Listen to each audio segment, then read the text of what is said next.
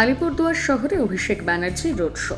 আলিপুরদুয়ার লোকসভা তৃণমূল প্রার্থী প্রকাশ চিতবরাইকে সমর্থনে road show আয়োজিত। আলিপুরদুয়ার শহরে অভিষেকের রোড শো উপলক্ষে কয়েক হাজার তৃণমূল কর্মীরা উপস্থিত। আলিপুরদুয়ার কলেজ হল থেকে শুরু হয় এই রোড শো। আলিপুরদুয়ার চৌপথি অবধি হবে এই রোড শো।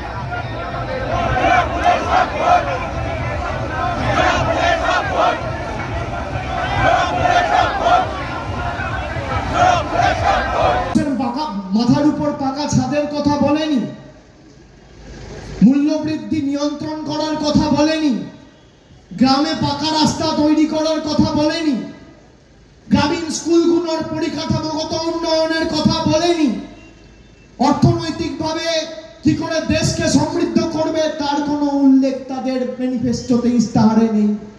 ইস্তাহারে কি বলেছে? বলেছে ওয়ান নেশন ওয়ান ইলেকশন।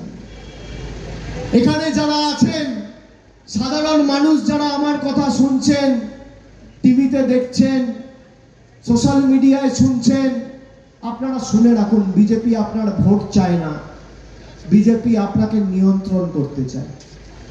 আপনারা 5 বছরে কবার ভোট দেওয়ার সুযোগ পান বলুন? একবার লোকসভায় দেন, একবার শহরের মানুষ পুরসভায় দেন, আর একবার বিধানসভায় দেন।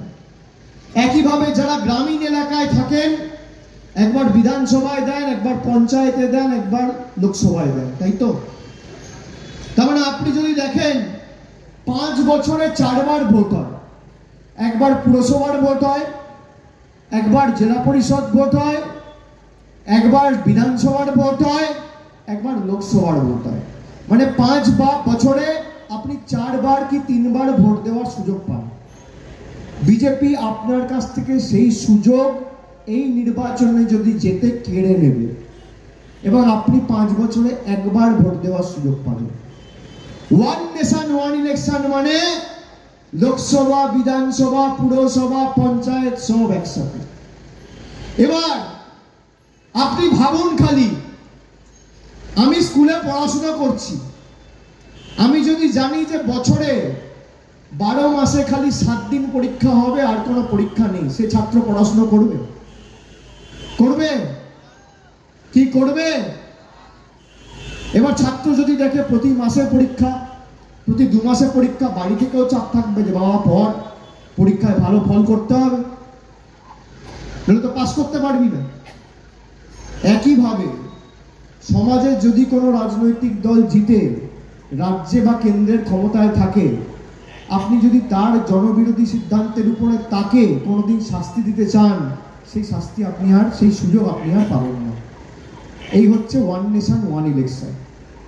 খালি আপনার ভোট চাইছে না, ভারতবর্ষের প্রধানমন্ত্রী বলছে যারা মাছ খায় তারা হিন্দু বিরোধী। কারা মাছ খান? একটু হাত তুলুন। কারা মাছ খান? মাছ খাও? আমি আগে দুপুরে খেতাম, এখন দুপুরেও খাই, রাত্রেও খাই, দুবেলা খাই। আপনাদের দীর্ঘদিন ধরে একটা দাবি রয়েছে হাসপাতালের। নির্বাচন মিটে যাওয়ার পর আমরা এই বিষয়কে অগ্রাধিকার দিয়ে দেখব। জন বার্লা 5 বছর আগে কথা দিয়েছিল যে হাসপাতাল করব, হাসপাতাল হয়নি। গোর্খা ভাইদের এসটি তালিকাভুক্ত তারা করেনি। চা শ্রমিকদের জন্য 10 পয়সার প্যাকেজ এরা দিল্লি থেকে আনেনি। একটা বাড়ি তৈরি করেনি। 24,000 চা শ্রমিককে জমির পাট্টা আমাদের সরকার দিয়েছে। আমরা বলে করি, কার গ্যারেন্টি নেবেন? দিদির গ্যারেন্টি না মোদির গ্যারেন্টি? কার গ্যারেন্টি? আপনি ভাবুন, আপনাকে গ্যারেন্টি দিচ্ছি। এই যে এখানে এই যে দোকানগুলো রয়েছে, আপনি একটা দোকানে ঢুকবেন, যদি একটু চা পাতা কিনতে যান বলবেন চাটা ভালো হবে তো কাকু? একটা মশার কয়েল কিনতে গেলে 10 বার জিজ্ঞেস করেন, কি গো মশা যাবে তো, তাড়াতে পারবো তো মশা? সাবান কিনতে গেলে বলেন সাবানের ফেনা হবে তো, ভালো চলবে তো? আপনি আপনার ভোট দিচ্ছেন, নিজেকে 10 বার জিজ্ঞেস করুন যে 5 বছরের আমার ভালো, আমার নিজের ভালো, পরিবারের ভালো, এলাকার সম্প্রীতি, সমৃদ্ধি, উন্নয়ন, পরিবারের ছোট কচিকাচাদের ভবিষ্যৎ আমি এমন একটা দলকে অর্পণ করছি যে প্রতারণার পর প্রতারণা করেছে। আর অন্যদিকেও আরেকটা দল মমতা বন্দ্যোপাধ্যায়, যেখানে আলিপুরদুয়ার, জলপাইগুড়িতে ঘূর্ণিঝড় হলে রাত্রির 12টার সময় কলকাতা থেকে ছুটে আসে, মানুষের পাশে দাঁড়ায়। আপনি দেখুন, আপনি দূরের মোদির গ্যারেন্টি নেবেন না পাশের দিদির গ্যারেন্টি নেবেন? দক্ষিণবঙ্গ, রাঢ়বঙ্গ, গৌড়বঙ্গ এসব কিছু নেই। আমার কাছে দক্ষিণ কলকাতা যা, আমার কাছে জলপাইগুড়ি তাই। আমার কাছে উত্তর কলকাতা যা, আমার কাছে কুচবিহার তাই। আর আজকের পর এই 3টে জেলা আমি আপনাকে বলছি, শুনে রাখুন, আগামী 4 তারিখ মানে 19 তারিখ ভোটের পর 4ই জুন যখন ফল ঘোষণা হবে, 3টে আসনেই আমি মানুষের চোখে মুখে তৃণমূলের প্রতি ভালোবাসা, আস্থা দেখেছি। 3টেতেই তৃণমূল কংগ্রেস জিতবে। 7 দফায় ভোট 21-এ কোভিডের অজুহাত দিয়েছিল, এখন তো কোনো অজুহাত নেই। তাহলে 7 দফায় ভোট কেন? মানুষের অসুবিধা করার জন্য। উত্তরপ্রদেশে 200 কোম্পানি কেন্দ্রীয় বাহিনী, আর বাংলায় 1000 কোম্পানি কেন্দ্রীয় বাহিনী। আমাদের আপত্তি নেই, এক একটা বুথের বাইরে 20টা করে বাহিনী লাগাও, 4টে করে ইডি দাও, 5টা করে সিবিআই দাও।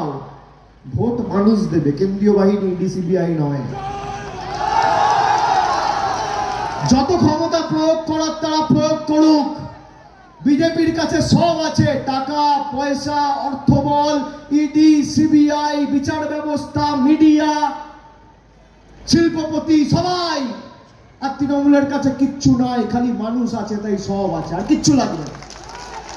গণতন্ত্রে শেষ কথা বিচার ব্যবস্থা, সংবাদ মাধ্যম, ইডি, সিবিআই বলে না।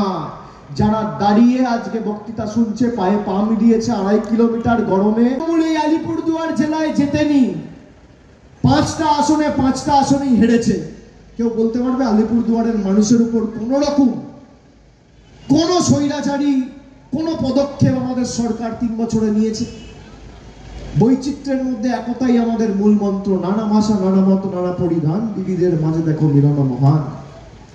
এই তো ভারতবর্ষ। আমি যখন নির্বাচনে লড়াই করবো, এক পক্ষ আমাকে ভোট দেবে, এক পক্ষ আমার বিপক্ষে ভোট দেবে। কিন্তু আমি যখন নির্বাচিত হয়েছি, যারা আমাকে ভোট দিয়েছে আমি তাদের জন্য কাজ করব, যারা আমার বিরুদ্ধে ভোট দিয়েছে আমি তাদের জন্য। সবাই কর্মসূচিতে যা ভিড় হচ্ছে, বিজেপির নেতাদের ঘুম উড়ে গেছে। এরা কালকে প্রচারের শেষ দিন, তারপর চেষ্টা করবে বাড়ি বাড়ি গিয়ে টাকা বিলি করা।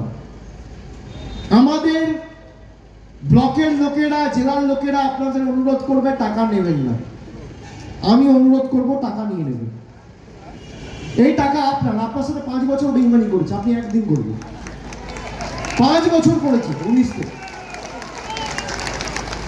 শেখরা টুকটাক, কামারের এক ঘা, ঠেলায় না পড়লে বেড়াল গাছে ওঠে না। আজকে মানুষকে টাকা দিতে যাচ্ছ,